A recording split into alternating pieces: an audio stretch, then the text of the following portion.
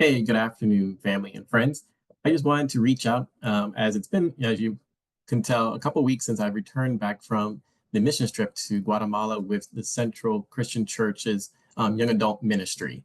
And so have had some time to sort of, get resettled back here with our usual routine of things and put a bit of a slideshow together, try to give you some sense of the sights and sounds that took place while we're out there in Guatemala. And hopefully let you just get a little bit of a visual on what took place while I was out there. So thank you for taking the time to check out this video. And as much as I would like to have this conversation with each of you one-on-one, of course, and be able to entertain questions you may have unique to each person, of course, hopefully this video will be a good like primer and starter for that type of conversation. So hopefully I'll have the opportunity to answer future questions and as we have opportunities in the coming weeks and to hopefully cross paths and chat as well. But in the short term, let me go and give you kind of a glimpse of what transpired. And for my third mission trip, definitely was very excited to be able to go on this trip. Definitely things went really, really well. So definitely of the trips I've had in the past, this is going to be definitely the smoothest and the easiest one I've had the opportunity to be a part of. But definitely after a little over 10 years since the last trip, it was definitely great to be able to get outside the confines or context of American culture and kind of see life outside and what does it look like being a Christian with so much of the things that we look to as being necessities to our day-to-day living, seeing others with so much less, but just as being joyful, just as sold out and committed to the Lord, and just really giving their all to Him in that regard, and just being able to meet people and be on the streets and just home settings and be able to meet some practical needs, and then again just having the opportunity to chat with them and talk about Jesus as well. So let's jump into a little screen sharing here so I can show you some of the stuff that transpired. Alrighty, let's put this into presentation mode. And hopefully this will get going for us. There we go. And let's back up a slide. Here we go. And let me slide this little window of mine off to the corner. All right, cool. So I do have like 6 slides of collages of photos to kind of walk you through what transpired here in Guatemala. And so this first slide is more just to give you a sense of the landscape, the conditions that we're kind of walking and mingling in as a result. So these pictures, of course, will never do any justification of actually really being there in person and seeing it, face to face. But hopefully try to give you a little bit of color to everything that transpired. So one of the things here, you have this top left corner, we have this volcano. Yes, I did say volcano. In Guatemala, and especially the area of Antigua, we were based and operating out of. It does have 5 volcanoes that kind of encircle the main area out there. One of those volcanoes, I believe is referred to as El Fuego. Funnily enough, for fire, but it is actually actively spewing lava while we're out there. So from what I could tell on Google Maps, it's about like an hour and a half as the bird flies from where we were. So we were like in no immediate danger, but kind of was doing its thing out there. But we are surrounded by volcanoes, and so as you would imagine, we are at an elevation of around 65 to 7,000 feet above sea level. Much sharp contrast to the 13 feet, or so, here in Florida that we're usually accustomed to with our day-to-day living being pretty much at sea level. But definitely had to see hills and valleys out there. And so in this case, we're at one of the little job sites working on. You can kind of see very clearly the volcano into the distance. So definitely some unique landscapes you just don't see in Florida, besides our artificial hills and valleys that we have as part of the freeway system, the highway system. But so that was pretty cool seeing that out there. Of course, since it's like we say, like Guatemala is probably like more of a developing, probably third to second world kind of country, kind of dynamics economic wise. But there are very much still people on dirt roads, as you can see, people with horses taking goods and supplies around. So very much is still a dynamic out there. To kind of need to see animals being used in the middle of the cities and carting goods around as a result. Off on the right here, you can kind of see there's a heavy use of motorbikes. So the photos on the left and the right, you kind of see little motorbikes being lined up. So Little motorbikes are definitely a big form of transportation out there for individuals to get around. A lot of times we're driving, and motorbikes are literally just driving between vehicles on the dotted lines on the roads and the streets, trying to get through traffic jams and whatnot. So very frequently moving in and about through traffic, and there's even people literally trying to sell goods in the middle of the road, walking down the streets as well, and trying to sell to you through the windows. So I thought that was kind of interesting, just street side, literally on the road, but very, very committed to working, getting goods sold and doing whatever it takes to get out there and make a sale. But they have these little taxis you can see there. Whoops, let me go back. Little taxis called tutus that they can kind of move around the city. So they're very friendly in that regard. And then, of course, there's a lot of inclination or, inclines, hills, and valleys you're kind of working with in the city.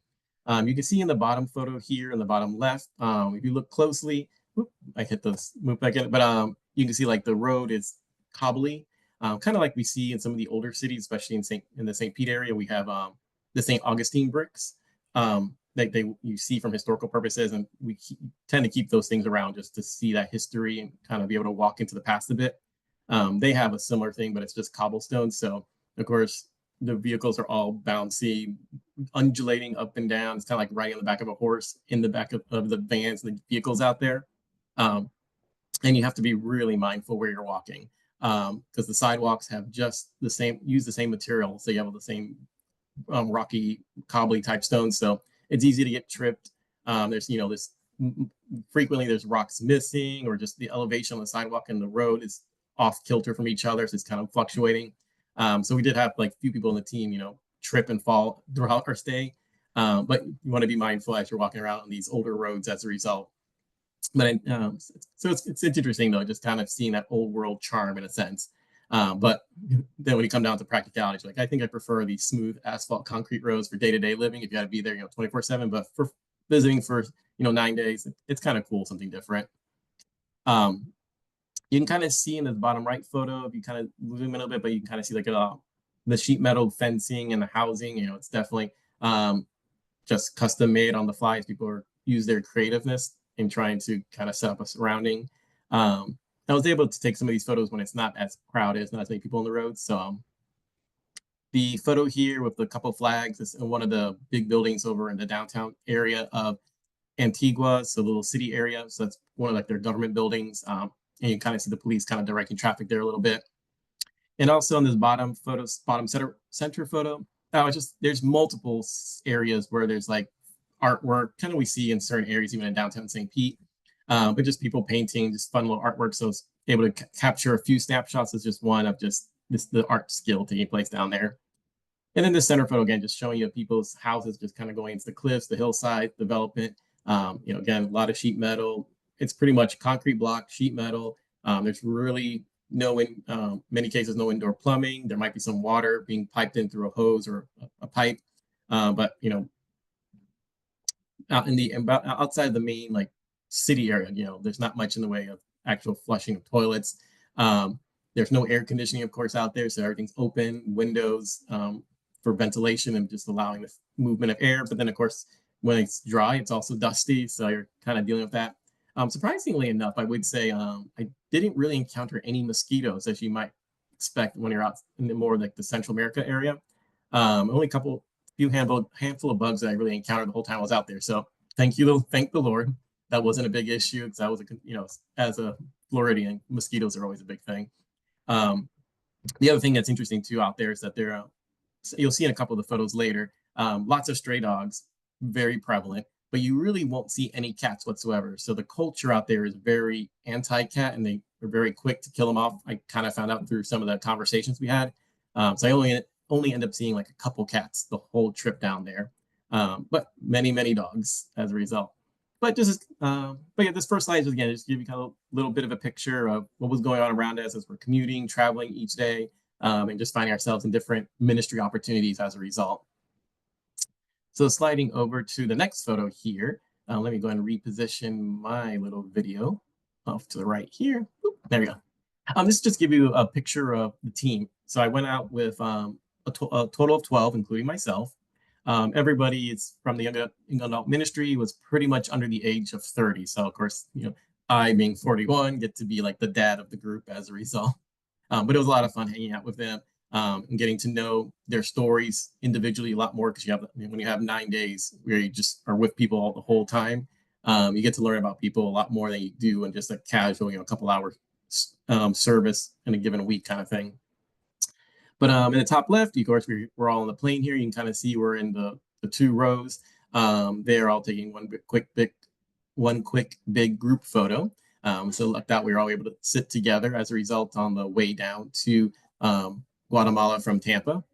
On the bottom left photo, you can see Noah, who's seated with me. So he's the pastor of the Young Adult Ministry. So we're in this photo, we're at a dessert crepe type of shop over in Antigua. So, he's holding up a sundae, and I've got like this passion fruit based crepe sandwich kind of thing I'm dealing with some passion fruit juice. But just have some fun there while we're out there. The two middle photos, of course, are the team itself. So intermixed with the team, of course, are contacts, I should say, with the ministry we partnered with out there in Guatemala. So the ministry, of course, is referred to as IDC Missions, as I have on the shirt here. IDC standing for Iglesia del Camino, or Church of the Way. But they are very much specialized in various practical needs that they do out there in Guatemala in particular. And so we're able to partner with them as a result. So in the men's photo in the top, we've got a pastor here in the purple shirt who was specific to one of the home areas we went to go do water filters for. So he was our contact for the day. But you have, let's see here, the guy here standing with his hands like folded. He's actually one of the people who've actually received a home. I'll show you a little bit, but he actually received a home. We've got Hota, who is with the bucket hat and the tan shirt. So he works for the church as a translator, and it was with us pretty much every day of the trip. Our driver, very fun, jovial individual. The man in the back there with the sunglasses, that's Isai. So who was also one of the translators, one of the contacts working with us through the trip. And then we have here on the bottom, so on the right side, the shorter guy, totally blanking on his name, but he is involved with building the sheet metal homes. That's his main responsibility. He said which we'll get to, but he's like done some 3,000 of these little one-day single build homes over the 11 years he's been working with the church ministry. So so the exclusion of those guys I've just kind of called out. Everybody else came from the other 6 people, are, of course, who came down from Tampa and to go on this mission trip. So I've got, Damien with the black shine shirt. I've got Cam, who's got back there with the hat. Derek, who's our worship leader here in the middle. Myself, Noah, and then Chris, the tallest of everyone here. So that was the guys. When it comes to the ladies, the 2 ladies on the far ends of the photos were people we worked with from the ministry. So we've got Crystal, who works at the church, and then Jensen on the far left. And she's the girlfriend to Hota, the one in the bucket hat. So they were working with us, and then the 6 ladies in the middle are from the church as well. So we've got Rachel, Rihanna, Rebecca, Patty, Desiree, and Julie. So that was a group of 12 of us, and then we got those other guys mixed in with us. And then, of course, on the far right, I just have a photo of some of us sitting in the back of a truck. I do feel like if you're going to go on a missions trip, at some point, you have to ride in the back of a pickup truck and just go through the streets without any seatbelts or anything like that. You just kind of live the dream in a sense. But yeah, so we're at that point, we're moving from one location to another in that photo scenario. But it's very common out there. People are just standing in the back of trucks, what have you. So the things that you get easily pulled over for here are not even worried about out there. That's for sure. So from there, let's go to the next slide. So this is one of the main activities we were involved in. And I'm going to move my photo a little bit, or my video down here in the middle. There we go. So one of the big activities we did was deliver water filtration systems, which I had kind of mentioned in the support letter stuff. So this was helping, meet a practical need. And so they're about $50, $55. We were able to get them on site in Guatemala through the church ministry. And so you can kind of see with me in the top left photos, kind of talking with a family, showing them practically how this filter comes together. So they need to take it apart to clean it or put it back, if they or have any issues with it. So showing them, how to maintain it, how you put it together, how you take it apart, kind of thing. And it's really basic. It's nothing crazy, but you can see it's a large bucket. Pretty much what's generally going to happen is they're able to fill it with the dirty water straight from the faucet or wherever they've collected it from. And then through a pipe, a little flexible piping in the front of it, through gravity, the water pressure will push the water through the pipe. And on the end of that, there's a blue filters. You can kind of see it better in this bottom left photo hanging on the side of the bucket, this blue filter. The water will press through that. And so once they've kind of gone through a full bucket of water, then they need to clean the filter. They do like this reverse pressure spraying out like of the junk and whatnot, and then refill the bucket and you go for another round. So my understanding, at least we were told, that if the filter is maintained correctly, the filter can last for 10 to 15 years, providing safe drinking water for this household and even for their family and friends around them. They are told, of course, if anything gets lost, anything gets broken, to reach out to the IDC ministry, and then they will step in to help, replace, make sure things continue to work for them. So, once these things are set up, we want to make sure they continue to function and people are not, falling back into having to use unsafe water to drink. So with this delivery and being able to share these meet this practical need, which we were able to do with about 20 different families throughout the time of the trip. And each of these visits, you're spending time with them, as you can see that these people don't have per se a lot in the way of entertainment distractions. So it's not like they are binging Netflix. It's not like they're playing a lot of video games. So they're more than happy to have guests come over, and especially how you get like these gringos who made this effort and journey from the States and are willing to come and be in their, their context and meet with them.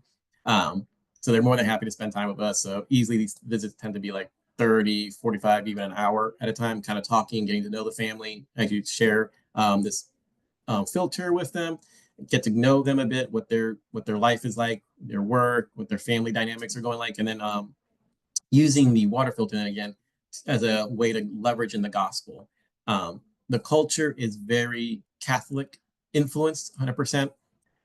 So people generally will say, like, they know about Jesus, they know about sin, they know about the need for salvation, but there tends to be, in many cases, when you ask people about, like, how do you know you're saved, there'll be a heavy emphasis on, like, my good works and what they've done to try to earn salvation.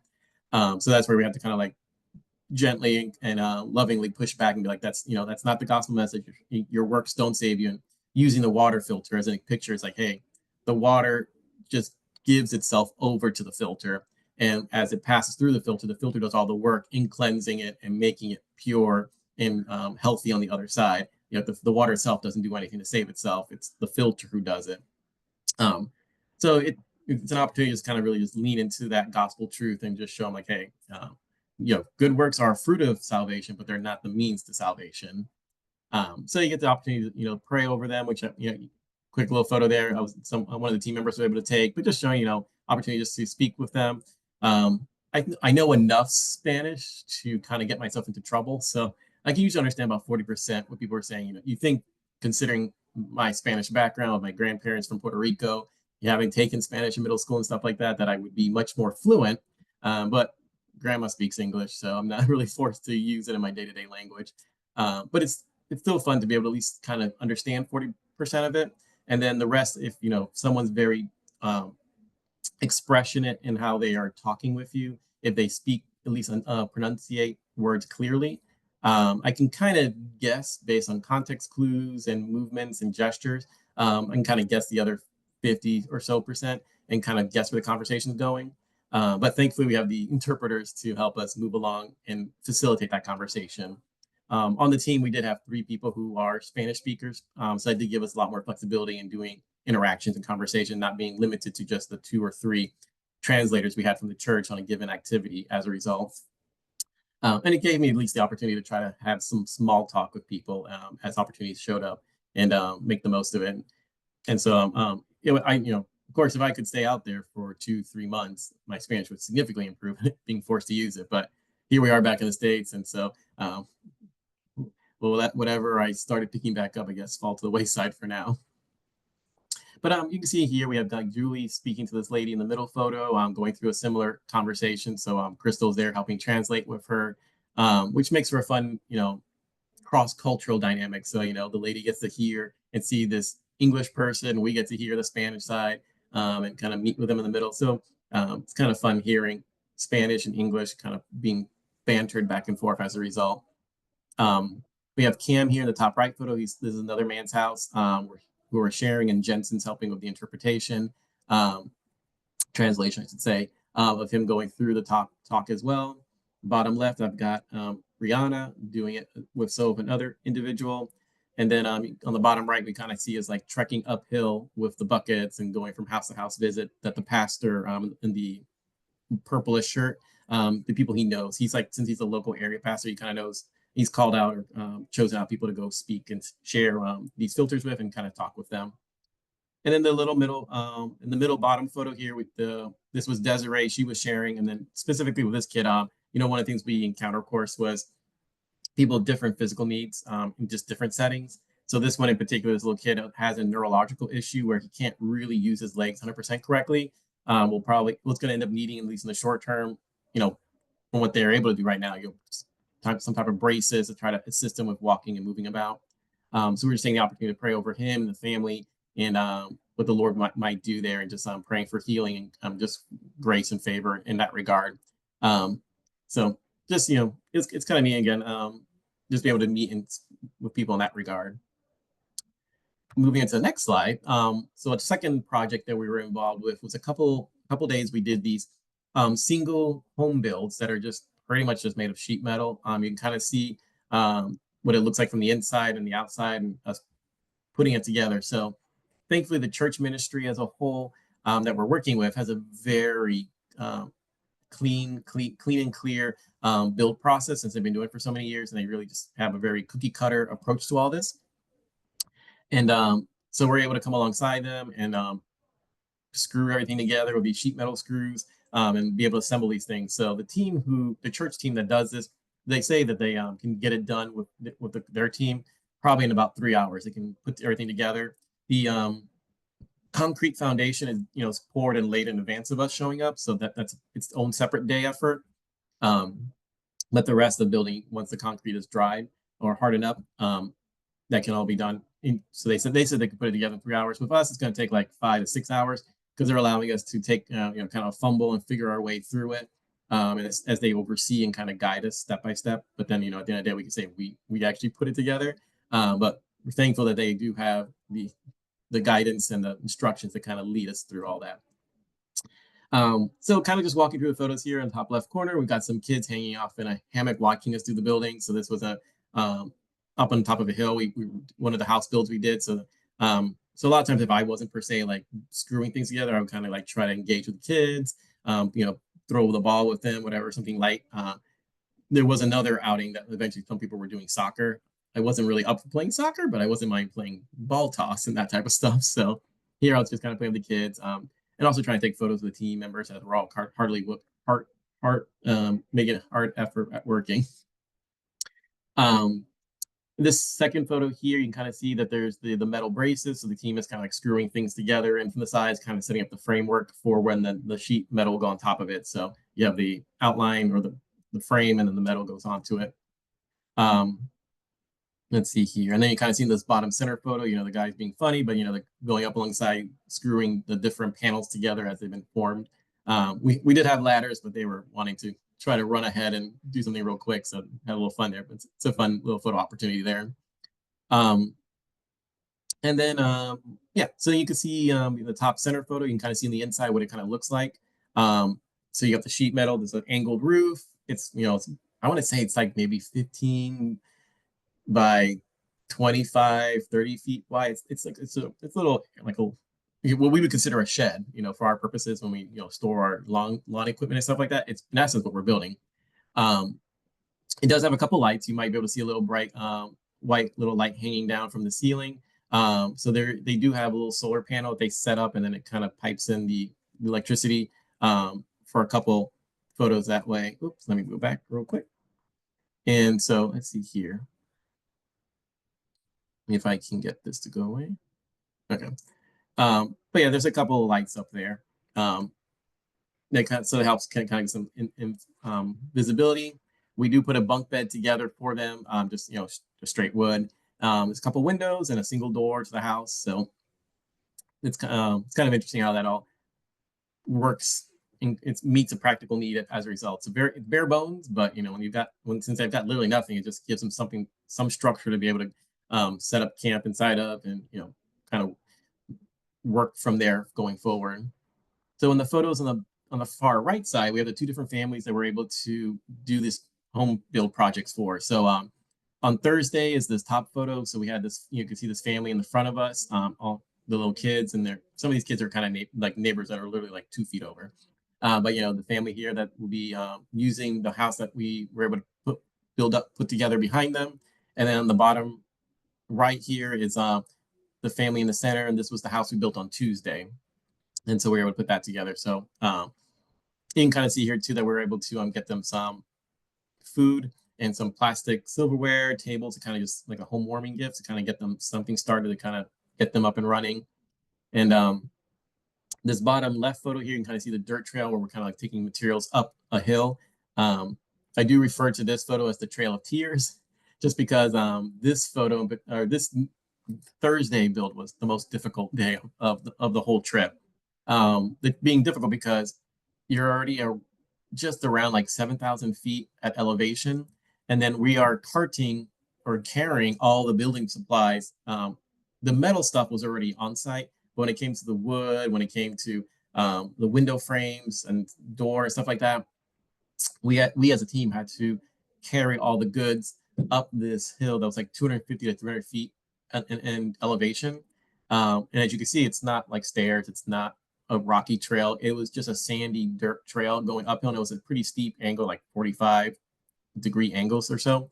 And so as you're going up this trail, like your feet are sliding, you're trying to like lean forward and balance of all the weight that you're carrying, so you don't fall, but that you don't trip as you're trying to trying to go up this hill. So it's definitely a workout to carry these heavy objects up up 250 feet up a sandy hill that's, you kind of find yourself constantly sliding, trying to maintain your balance while you're trying to climb this thing. So as someone who's a desk office worker, very sedentary lifestyle I generally have, this was quite the physical exertion on my part, and for the team as a whole too. Like, this is not something we normally do.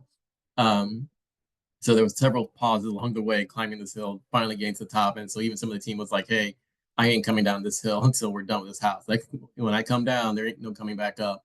I did go down the hill myself, because at one point, since I wasn't really putting the house together, I went in and volunteered to be part of the team to go buy goods and food and stuff for the family, and then climb back the hill with the food stuff. So I was like, I guess I'll die on this hill in essence.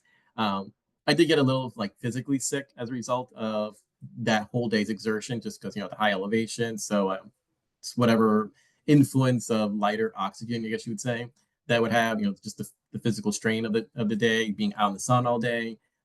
Probably wasn't drinking enough water. I probably needed more like Gatorade to just have salt and minerals and stuff like that.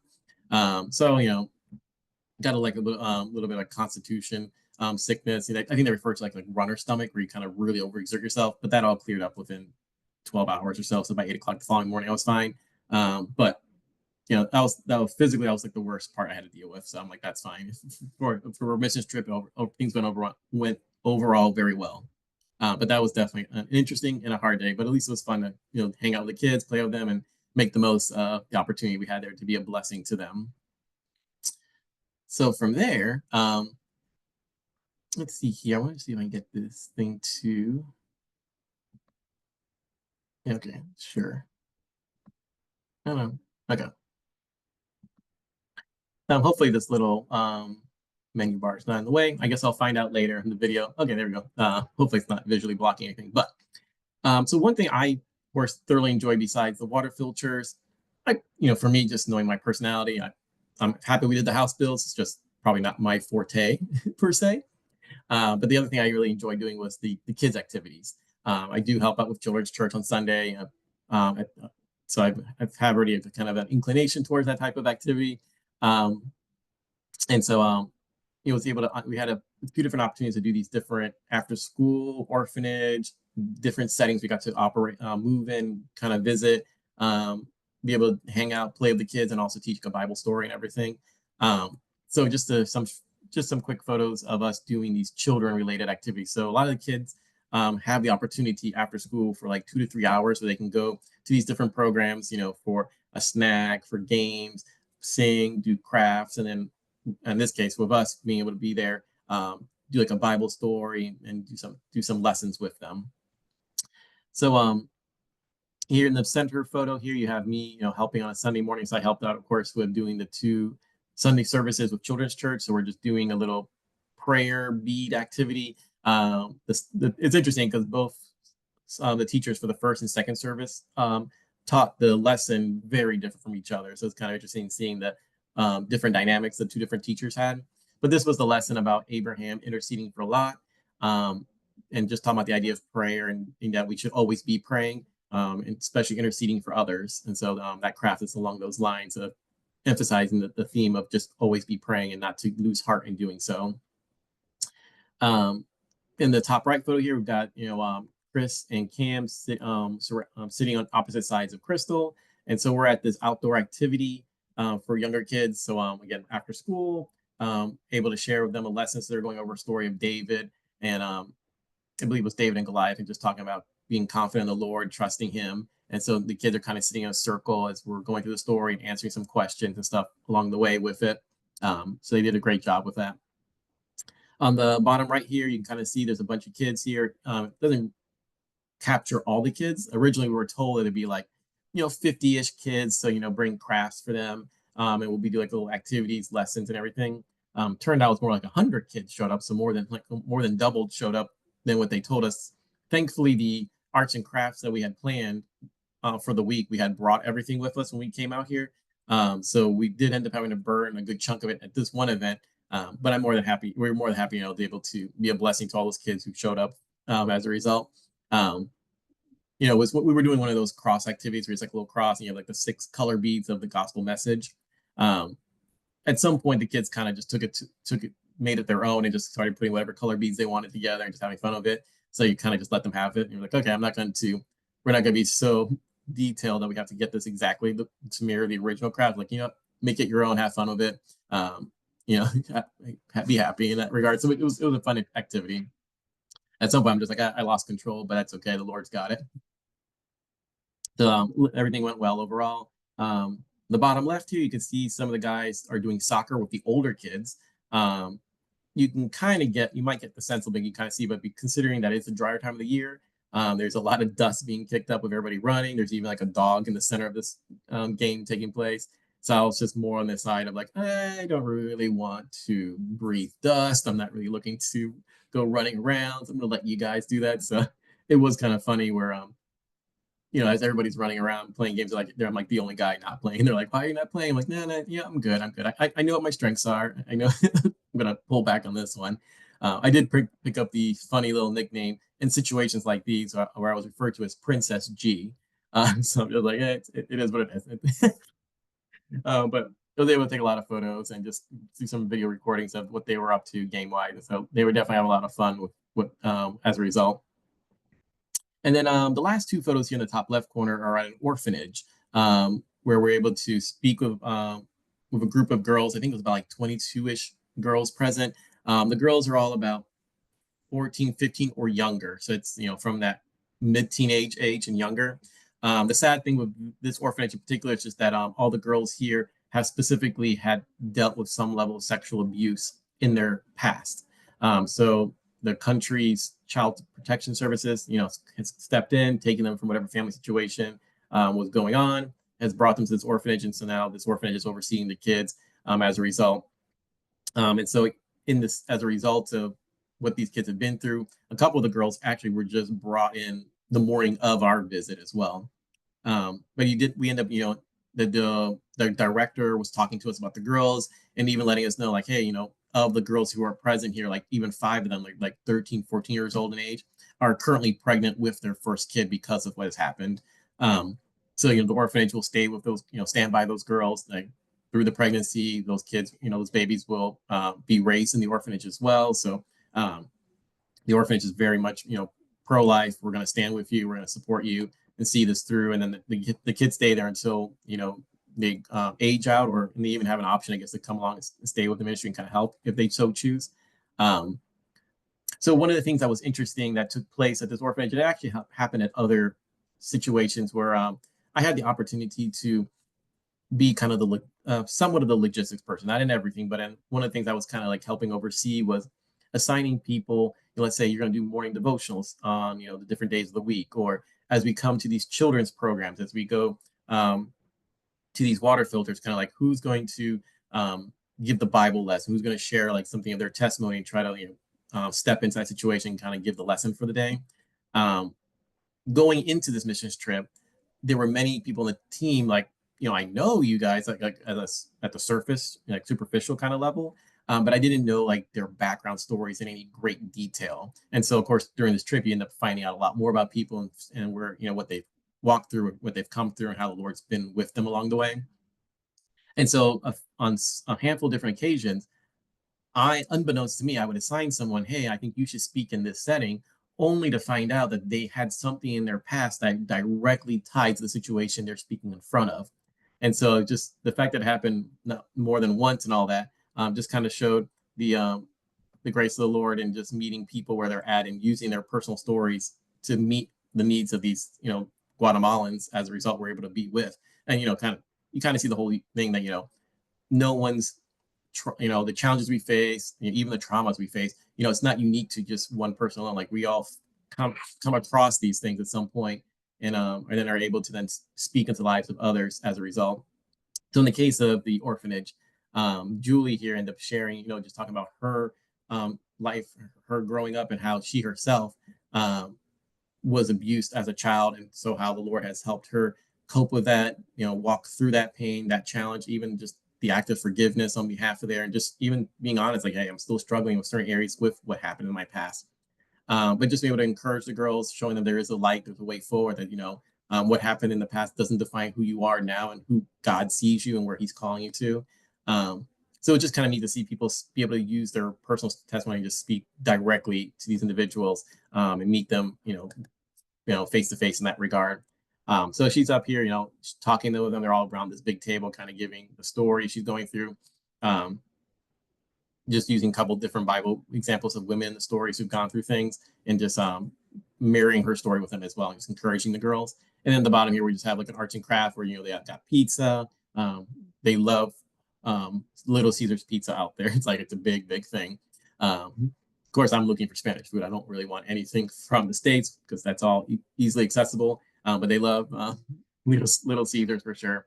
And so in here we have doing some coloring activities. So I found like one of these coloring books that have like very notable Bible verses, but written out in Spanish. So it's got like fun kid visuals, pictures with like verses in Spanish, so they're able to color. So that's what they're all coloring in right now. We were able to give all the kids like their own pack of color pencils, a couple of different pencil sharpeners, and then we left the orphanage with a handful of large coloring books, so they were able in the future, cut out pages and kind of like give the girls the opportunity to all color at the same time. So just kind of keep that as an ongoing activity for them in the future. So that was so working with kids and everything is a lot of fun. They make the most of it, and they just are delighted to see us and hang around us as a result. So from there, this is my last slide, kind of just showing some other stuff we did on the trip. So a couple other activities we did was we did a couple of visitations with homeless ministries. So in this top left photo here, you've got us at a place called Cafe Refrescante, so like a refreshing cafe, a refreshment cafe. So the location is specifically focused towards the homeless and allowing them to, shower, helping them with trying to look for work, just a place to relax from the sun and just being on the streets kind of thing, get some food and whatnot. So we're able to talk with them one morning, and you kind of see there's a few different dogs kind of just laying about here. But Noah, in this case, the pastor, was able to share his story, just talking about dealing with a certain level of homelessness in his own life, where his family was suddenly evicted from their house because of a mass infestation of black mold, and that took place in their home. So there was some company they were working with that was supposed to be doing some foundation correction work on their home, did a poor job, and underneath the foundation of their house, black mold ended up festering, spreading in to the point that it actually got the family infected with the mold in their system. So it's actually a present challenge physically that the family deals with. But when that sudden revelation showed up like this, the mass of mold they were dealing with in their home, they were, had to get out of the house immediately. I mean, it's just because of the health danger. So he was sharing about how, there was a good year of his life dealing with, having to live out of his vehicle, having to couch surf at different friends' houses, having to sleep at the church at times, and just the family trying to figure out their footing, trying to get back together in a normal house setting. So he was able to, encourage them, talk about that, what he's been through, and just where the family is even currently. Because the dad, I know, currently still pays for that house because they're in legal lawsuit with the company and trying to get compensated. So so they're working through that right now. But yeah, so he's able just to speak and share. This top center photo is another homeless ministry. So this is in front of a Catholic church. There's a church behind us where how the photo is being angled. Yeah, so it's a small Catholic. I say small, but it's a decent sized church.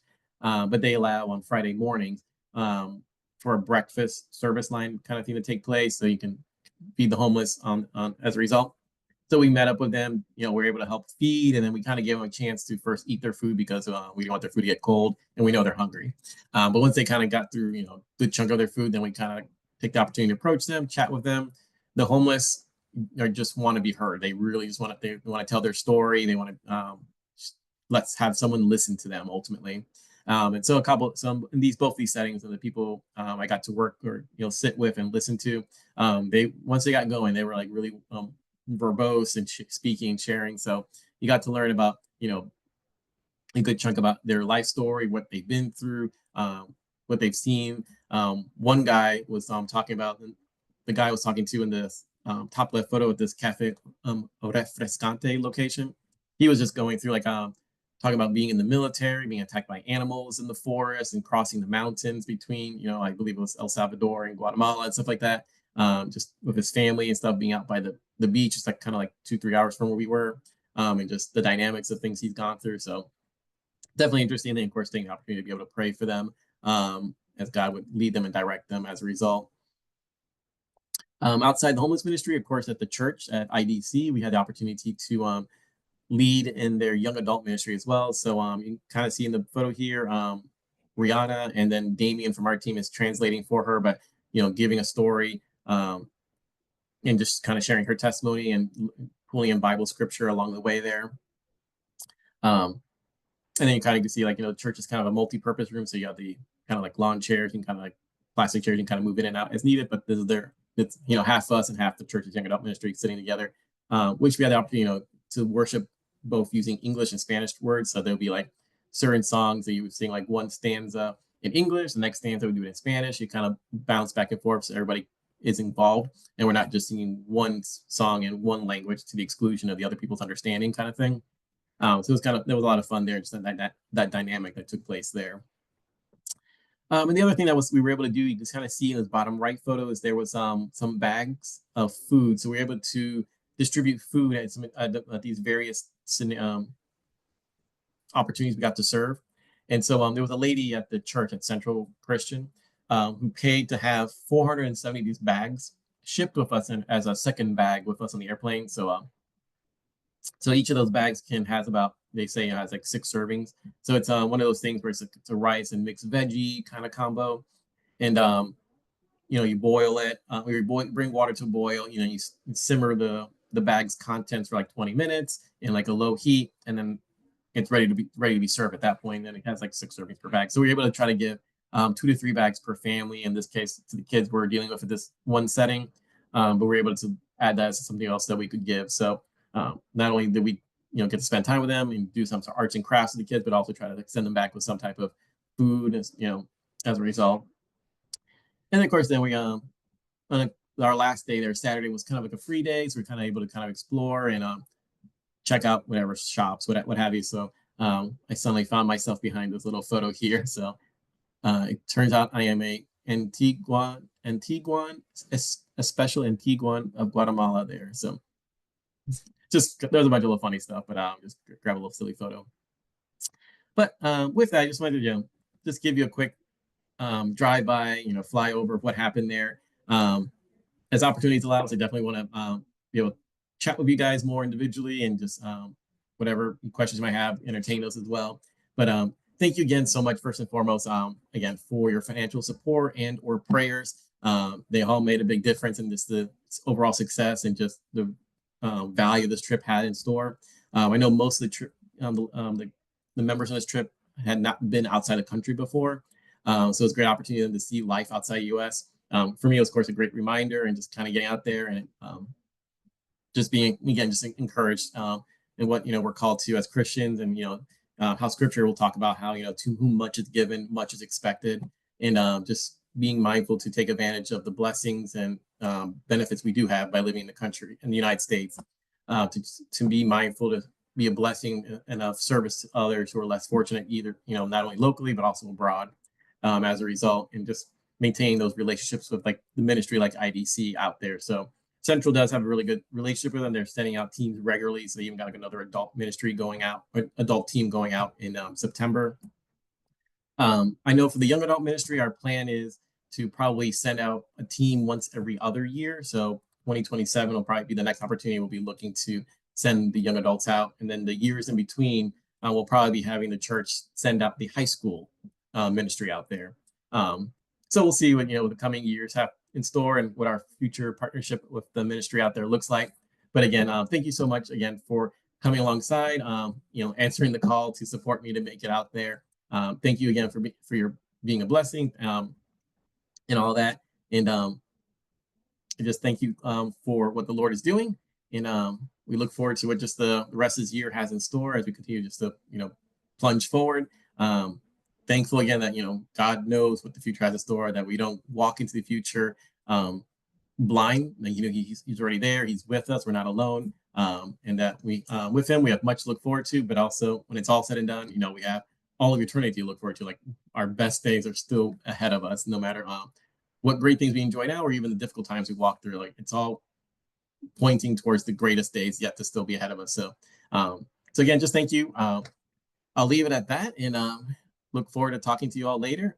Have a great afternoon, and love you all. Thank you so much. Bye bye.